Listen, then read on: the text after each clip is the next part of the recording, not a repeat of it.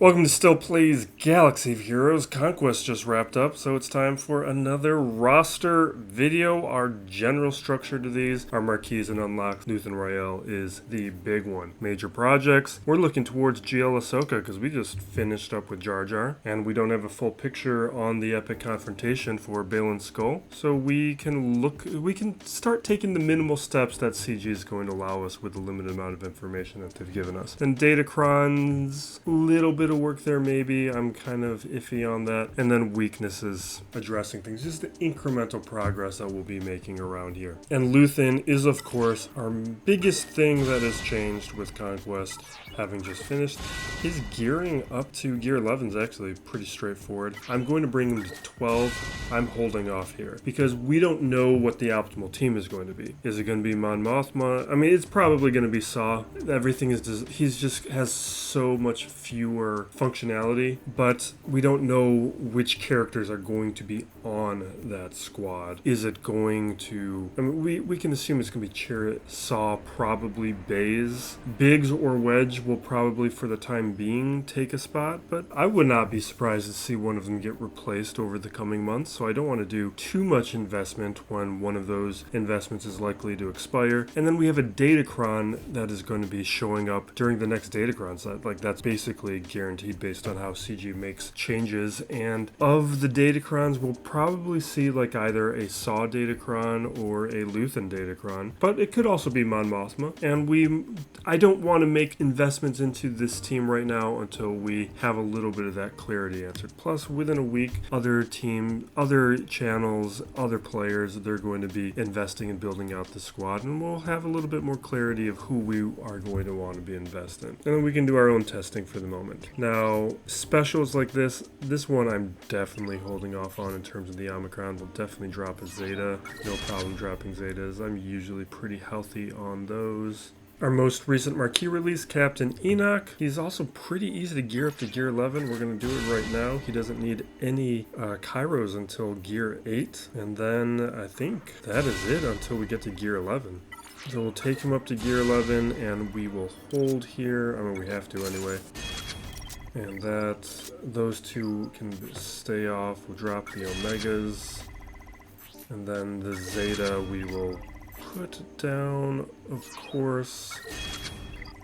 I guess both Zetas. I'm not even going to read them, I'm just going to put them on. Sometimes I'll hold off, but right now I won't. And this we're definitely not doing. Now with GL Ahsoka, we do have some clarity now. So this is not everything that is known. This is some of my speculation is mixed in here. But Ezra, they gave us. This one I had on my list of characters that I thought were going to be a requirement. Now we'll take them up to relics. I'm not going to bring them up higher in relics, just because I'm trying to be a little bit more careful on signal data. I definitely don't have enough of it, but for the moment, I mean, I don't even have a spot I really want to use them. Oh, really, the bigger problem is the circuit boards.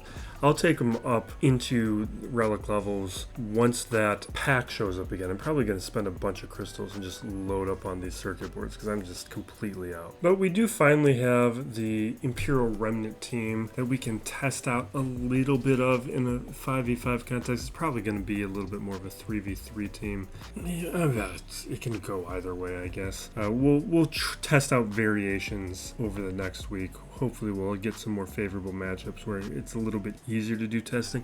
Testing's been a tough thing to do the past few months. Hopefully we can find opportunities to do more. Really, I wish I could do more, but since I can't really slice relic levels until I have more signal data and those circuit boards, we're kind of limited for the week. Here is the amount of Datacrons that I have. I'm going to be building this out over the coming weeks as I collect credits. We're also going to have this set expire in a couple weeks, so I'm going to get loaded up to have a head start on the next set. But I do want to improve my level 6 abilities. I think the way that I'm going to do it, though, just because of how this current set works, is I'm taking up not all, but a number of these Datacrons up to Relic 9 just to make the reroll odds odds better. Because if you can lock in like an attacker set, then you're just re-rolling from a smaller pool of the attacker abilities. But if you stop at level 6, then each roll could potentially be attacker, tank, support, or healer, and that's just way too many options. Your odds are terrible. It's expensive. And because you can use your shard shop currency to grab those credits to go up to Relic 9, I loaded up on materials so that I could take a few of these up to Relic 9 and then get better odds on rerolls. That's how I'm going to be playing it out. But there's certain ones, like I have the level 9 crowns that I want. We were able to get basically all of them. The only one that I don't have that I could potentially use is Gamorrean Guard. There's some other good ones like the Iden Versa one. That's another one where it's going to cost me extra relics to build out an Iden squad. So it's like, do I build out an Iden squad to use a Datacron temporarily, or do I build out a Luthen squad? Those are the kinds of choices I'm making, and I'm definitely going to go for the long-term investment and not a 4-month or even at this point 3-month investment on a Datacron set. Now at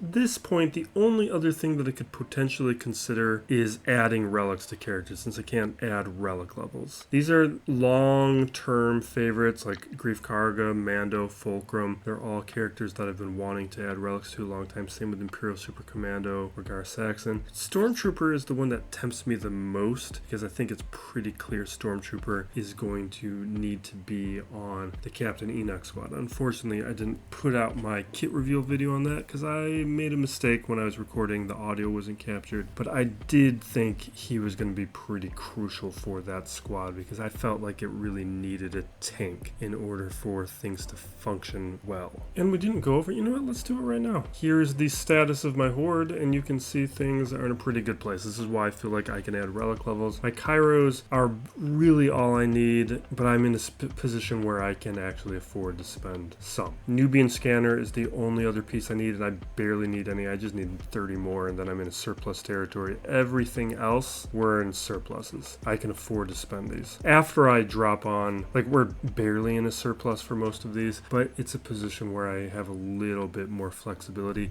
And over the long term, like we are ahead of the game. I'll be able to very quickly adjust for whatever Great Mother needs. And then we know we're going to have a bit of time before whatever comes next. Like we just got a conquest character, which means we got 3 months of time to work on any additional savings before we get that Ezra in Exile conquest character. Then we are potentially looking at the next set of releases that'll be happening, but we have a couple weeks yet because Great Mother hasn't been released. Probably another week or two before we see Great Mother, and then we'll probably get into the Balin Skull situation of seeing what his kit and other requirements are needed for his release. There'll probably be maybe another Marquee character like his Padawan or Acolyte, I forget the terminology for her situation, but I can see her being a release that is going to be related to unlocking Balin's Skull. And then it's all to say that I've got plenty of time to make any of the changes here. And I feel like doing something else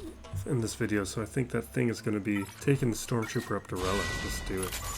Although, no, it's not that we can take it back, but this is the one thing I feel like we're adding. And we'll wrap it up there. This is a light video. Like, we've been doing a bunch of these recently. CG's been throwing a lot at us very quickly, so we've had to make a number of changes to invest in raid. We're not going to put off raid improvement in order to give myself more into one of these roster videos. We've also had just a bunch of character releases that we need to be showing the progress and updating on. And because of that, it just means we have less to do for this video. Also, we just got Jar Jar, and last roster video, everything was thrown out into building out a serviceable Jar Jar squad. Next things we're looking at, probably assault battles. We want to make sure that hopefully, by the next time that assault battle shows up, I can be doing Padawan, Obi-Wan, and Master Qui-Gon at Relic 9. That would be a goal for my account. So thanks for watching. Be excellent to each other, everybody. This still plays Galaxy of Heroes.